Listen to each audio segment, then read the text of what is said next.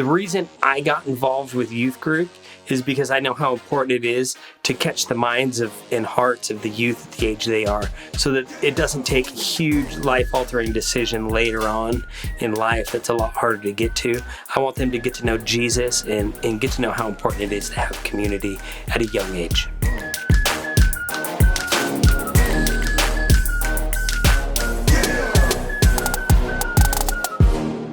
Day, such a great day. So my name's Spud, I'm the youth pastor here, and today we're taking over the youth. Like everybody said, we've got kids serving coffee, welcoming you. Everybody on the band was either a youth leader or youth student. Man, we're just so excited to do this today. This is the first time we've done it since I've been here, but hasn't it been an awesome day, right? So much fun, right? Just this is the fun you guys are missing if you're not volunteering at youth group, just so you know. But today I came and I want to talk to you a little bit about youth, talk to you about what I do at youth and why we do youth the way we do it. And I want to start out by telling you what the vision of Generate Youth is. And it's creating a fun, exciting environment for students to connect with others, grow in their faith in Jesus, and learn to serve others. So that's what we do, and I always boil it down to connect, grow, and serve. I don't want to say that big old long sentence. It's not very fun. But connect, grow, and serve. And that's why we named our message today, Connect, Grow, and Serve. Okay? So at youth, just kind of logistically, we have like 2 seasons of youth. We've got the school year, which we really focus on growing spiritually, learning lessons and truths about Jesus. But during the summer, we get to have a lot of fun. We kind of keep it low key, and we focus on the connecting. We focus a lot on connecting. We go play, we go to the lakes, we swim, we have summer camp, which is the best week of your entire life if you've not been to one before. But like I said, 2 seasons, school season, we learn, we grow, and in the summer, we get to connect and have fun and get to know each other. But I am always encouraging them to serve. And the reason I picked Connect, Grow, and Serve is because one of my favorite Bible stories in the Old Testament, it's the story of when God called Moses to lead the Israelites out of Egypt. Awesome story, kind of long, lots of really crazy stuff happens in it, and I'm kind of an adventurous guy, so I love the intense stories of the Bible. But before we really dig into this, to Moses getting called to do something hard, let's learn a little bit about his past, right? So as a baby, Moses was supposed to be killed, right? Mother loved the baby. I kind of understand why. But she put him in a basket and down by the river, and then what happened, right? Pharaoh's daughter found him. This is in Exodus 2. Pharaoh's daughter found him, took him back and said, hey, let me raise this baby, and she got some people to help out, and he grew up in Egypt in Pharaoh's house. Later on, he's maybe a full-grown man. I don't exactly know how old he was. He killed somebody for beating up on the Israelites, and then he buried him in the sand, and he was scared because people saw him, so he fled because the Pharaoh wanted to kill him. He's like, you can't do that, right? I mean, who knew? Killing somebody, you're in trouble. And that's just a little background. I mean, there's a whole lot more things happened to this guy in his life. But he ran away, and he went out and lived in the wilderness, ended up saving some ladies at a well, running some punk guy off. Which, gentlemen, take note. You ever want to win a woman's heart? Save her. But it says a long period later. I mean, how long is a long period? I don't know. Like, did he have a full-grown beard, white hair? I don't know. But Moses was out with the sheep because he ended up getting married, having a kid, at least one. And then he was hanging out with the sheep. And, I want to say, I don't think Moses was a very bright, common sense kind of guy because of the next thing that just happened, right? He's seen a burning bush. And he's like, we're going to go check that out, right? I mean, who here, if you were hiking in the woods and there was a bush on fire, would be like, and think, I'm going to go over there and see that. I wouldn't. I'd be like, I might actually go over there and try and put it out, but I don't think he was very bright because he went there and started talking to the bush. But but eventually he finds out that it's God talking to him through this bush, and this is where he's called to lead the Israelites out, right? And it says in Exodus 3:10, so now go, I am sending you to Pharaoh to bring my people, the Israelites, out of Egypt. Man, what do you think he was thinking right then? He's like, no, I'm not going back there, right? I mean, this is a time that the Pharaoh that wanted to kill him has died, and things are probably changing. You know, anytime leadership, a new role of leadership comes in, stuff changes. At least the guy didn't want to kill him, at least, right? But he's still nervous. He's like, man, I'm not a very smart guy. I can't talk. He started coming up with excuses, right? I mean, don't we do that so often? We always make excuses for the things that we're supposed to be doing. We're like, I don't want to get out of bed at 7:30. I'll sleep in and get out of bed at 8 and just not read today, right? We all do it. Sometimes God's callings for our life are life-changing, right? Calls us to a new place, calls us to a new job, calls us to bring kids into our home that aren't our own, that we get to choose to love like our own. But then sometimes God's calls are small. It's like, hey, I feel God's calling me to make coffee Sunday morning. Maybe he's calling you that you see a homeless guy and give him a couple bucks, right? Sometimes God's callings are giant, and then sometimes they're small. But each and every one's kind of hard to do. And we're going to look, because Moses, he was called to do something very hard, very difficult. I mean, his life was on the line. We're going to look at how God responded and what God showed him so that he could do it. We're going to look in Exodus still.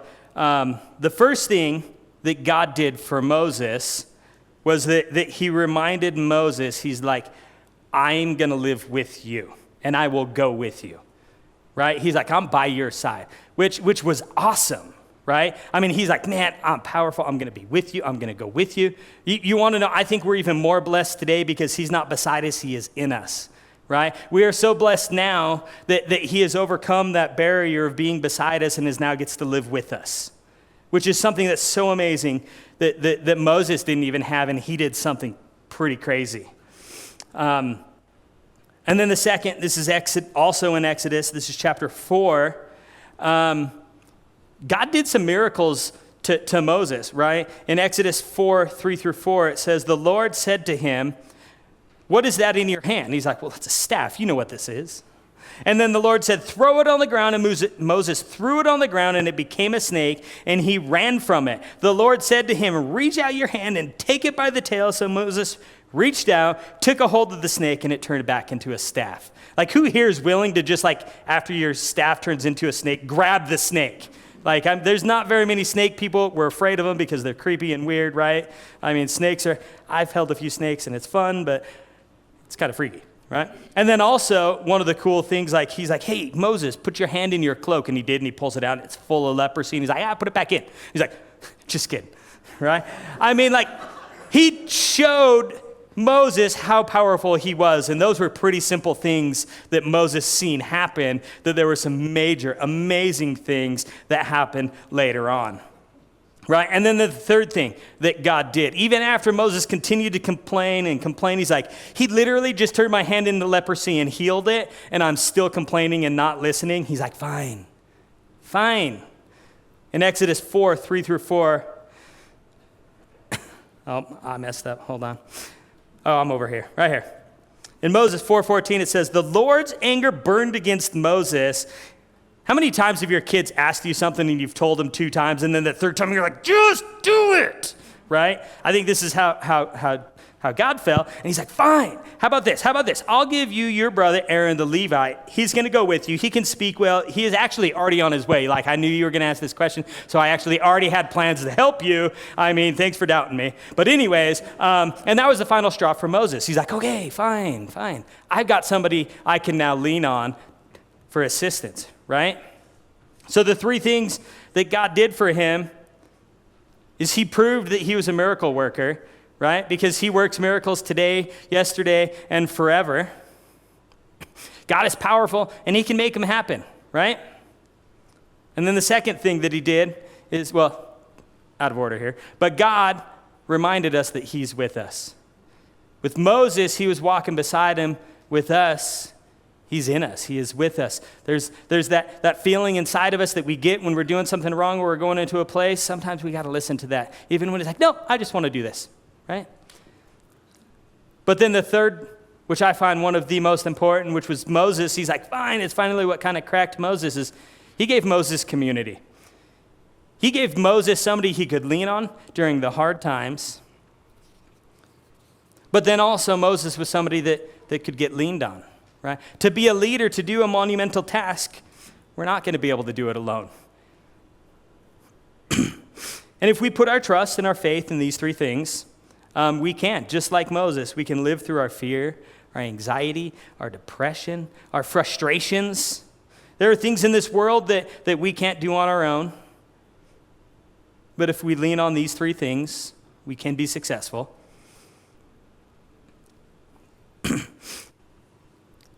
Sometimes God makes miracles happen, but sometimes God puts people in your life to make things happen as well. So often, though we hear these truths, and you're like, well, yeah, I know those things. Well, what are we going to do with those three things? Well, I've got three things, Jesus or God did three things for Moses, and I got three things that we can do. The first is we can study the power God has used in the past in his holy book in the Bible, but we can also not just look at the Bible, we can look at our own lives.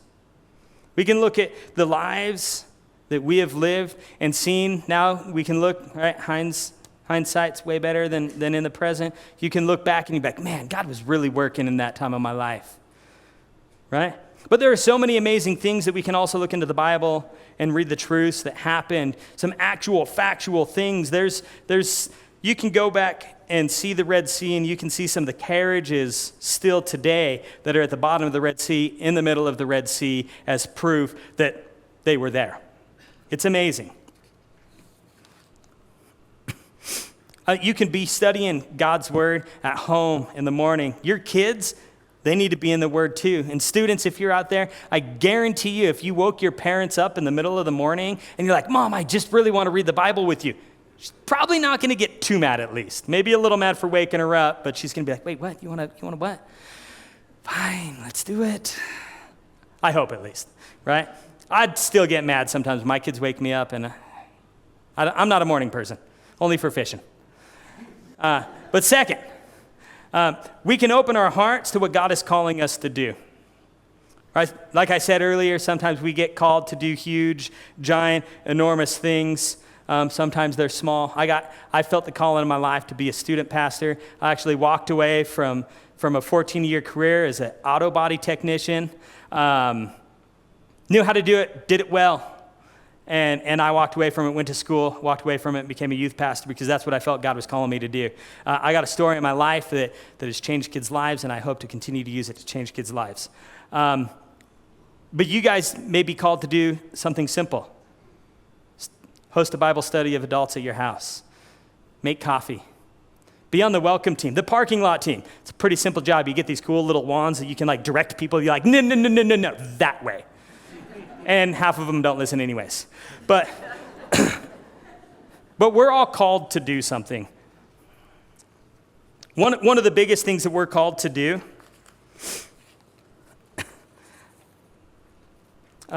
is to go out and make disciples of other people, right? We're called to go out and help the people around us, help the people in our community to become better little Christians, right, or little Christs. To be more and more like Christ each and every day is our goal, to make disciples and baptize them. That's one of the greatest calls that God gave us, right? And like I said, sometimes you can do that by a simple hi, borrowing a cup of sugar to your neighbor. Who's ever done that, right? Sometimes those little things are what bring people into your community and towards Christ. And that's when we come to the third thing, is we have community to lean on, right? God puts people in your lives, and some of them are there to lean on you. Maybe you are the leader for somebody in your community needs to lean on you. But then sometimes there's people in your life that you get to lean on, because we all need that. We all need somebody to lean on, and we all need to be somebody to have that can lean on us. Who here, I got a question by raising hands, who here lived in Heber City 10 years ago? Wow, that's not very many of you, huh? 3 of you. Out of the whole crowd, 3 hands were raised. Do you think it's an accident that you guys ended up here in Heber? Probably not. You guys were called to move to Heber, and you guys took that step, and you stepped out, and you went and did something kind of nervous, maybe a little risky. So my plans when I moved up to Heber, I was actually going to live here for about a year and a half, help out the previous youth pastor and volunteer, and get some stuff together so I could send it out and become a youth pastor somewhere else. Well, that didn't work, did it? I'm still here. And which I am so grateful for. God put me in a place that I absolutely love, and Heber has my heart, and I don't ever want to go anywhere else. But God laughs when we make plans, and he puts the people that are in this room for a reason. It's definitely no joke when it says it takes a village to raise a kid, right? And if you look around, this is our village, guys. These are the people that we get to lean on, and there are people that aren't here today that need to be here. So reach out into your community, reach out and find some way that you can lean on somebody else, and that somebody else can lean on you. And that's, like I said, that's why we talk about connect, grow, and serve. Because I want these kids to be able to lean in on us and all these youth leaders that are helping out today. They've got somebody that they know they can rely on. And us as leaders, most of my leaders, I hope they know they can lean in on me. Whenever they need something, I'm there for them. And I've got people that I get to lean on. I've got people like Shane and Michelle and Patrick that I get to lean into, and it's amazing that when you have those opportunities and you've built that community around you, how successful at things you can be. Especially that one main purpose of bringing people into the fold, bringing people into community, and making little disciples of them. And to help out with that, I've actually invited one of my friends. She drove a long ways. Okay, she drove like an hour and a half to be here today. So do you guys remember that we've got another campus in Gateway, Wyoming, right? So Generate Youth isn't just the kids you see in Heber. We get to reach out into kids all the way in Wyoming and have an influence on them, an influence on their life. And this wonderful young lady drove down here with her family. Come on up, Bailey. This is Bailey Gooding. You guys met her earlier. She helped out with the game. Here's a stool if you want it. And she's just going to come up, and she's going to talk a little bit about what youth has meant to her, how youth has changed her life, some of the people she's met in youth group that are still people that she can lean on. And started with that. All right. So first I'd like to start saying that I grew up in a heavily based LDS community, so I never really felt like I had the church community, and I went through a few churches before I found Gateway. And when I found Gateway, we weren't a part of MBF yet, it was just Gateway, but immediately from switching from that first church, I felt like I already had a community, like I felt a lot more welcome, I felt like I had friends in that church. And then we became a sister church to MBF, and that just grew. I have so many friends now from Heber that I know that I can lean on, and they're a great community for me, and they've also helped me build the confidence to be able to talk about God in my own community, because as I said, it's an LDS community, so talking about God is kind of a sore subject sometimes, because it's am I going to be judged for what I believe, or am I going to accidentally judge them for what they believe? And so it was really hard for me to talk about God, but now it's an open conversation, and I'm able to talk to my LDS friends about where our religions differ, and we're not judgmental on that. They're actually really sweet about it. And so it's been really nice to be able to grow that community, and I've kind of been through a lot in my life. I struggled with depression and some other things, and getting to know everybody in my church community has really helped with that. They've helped pull me out of my depression when I'm really struggling, or they've just been there when I need someone, and whether that's from Mountain View or whether it's from people here in Heber. So it's been really nice to be able to have that community, whether they're my LDS friends or whether they're in my own church community. And it's just helped me gain a lot of confidence to be able to spread God's word in my own community. Sweet. I got a couple questions I'm going to ask her. No, yeah, that's absolutely, yeah. Round of applause.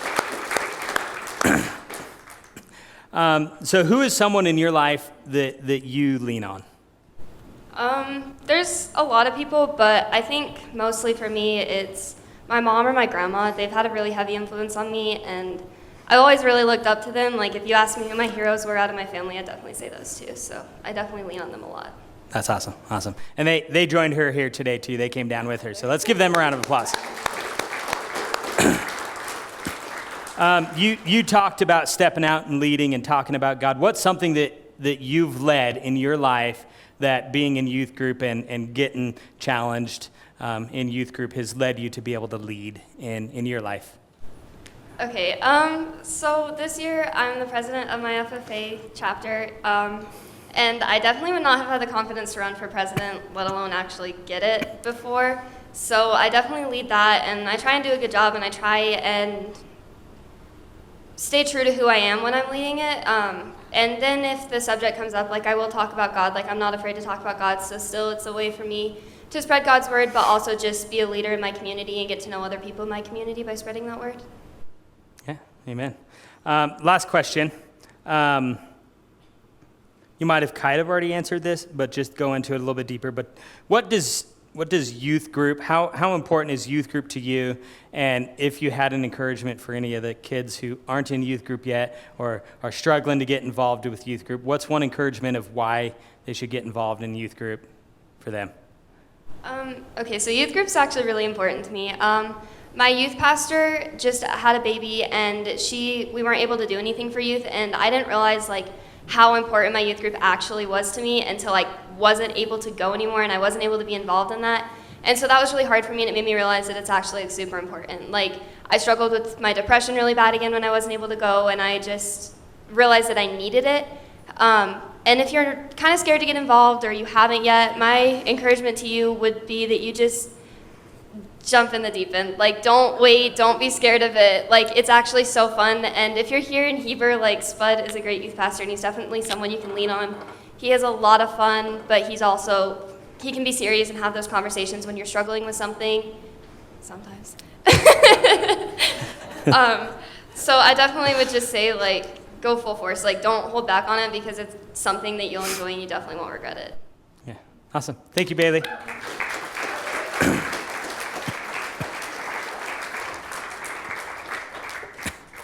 So I'm so excited that I got to know Bailey. She's been, and the wild thing is, as a youth pastor, you get inspired by your students, especially when you see them grow so much. There's been some opportunities that I have seen some kids come into youth group that are, I've been doing youth work for a while. Before I even came up here, I was down at Centerpoint. You guys, Mike Smith was here last week, I think it was. Yeah, last week before, when was it? I don't know. I don't pay attention to the preaching schedule, not my job. But he was up here, and that's where he's at now. But I was down at Centerpoint for about 10 years, involved in kids, involved in youth. So it's absolutely wild now to see some of these kids that you've raised up. They're getting married now. Some of them are having kids. It's absolutely wild and makes me feel kind of old.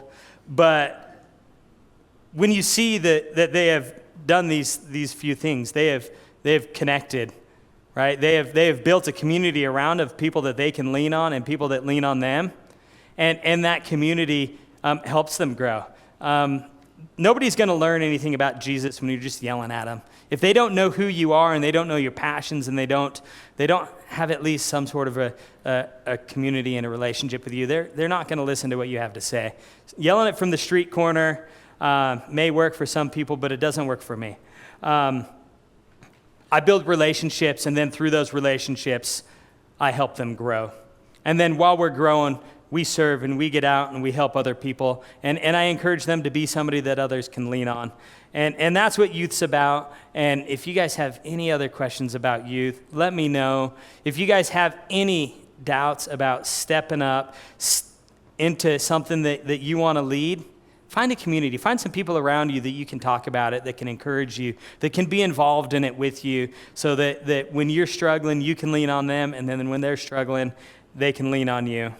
But with that, we're going to pray, and we're going to send you guys out. Lord, thank you for this day. Thank you for all that you've done for us. Thank you for the story about Moses, about how you responded to him when he was up against the wall, asked to do something hard, Lord, and you loved him and you showed him that you are good. You showed him that you are for him and that you are with him, and you gave him people in his corner to support him. Lord, we just ask you that all those things that Moses had, that we remember because you have done those for us. God, you are good. You've got a whole book of amazing things you have done. You are powerful, and we know you are with us. You are inside of us and living inside of us, and we thank you for that. And Lord, thank you for the community that you have built here at MVF Church and in this beautiful Heber Valley. And we just ask you that we use those three things to step out and lead and serve others and grow your church because, Lord, we love you so much, and we want everybody to know the love that you have for us. Lord, and we say these things in your holy, holy name. Amen.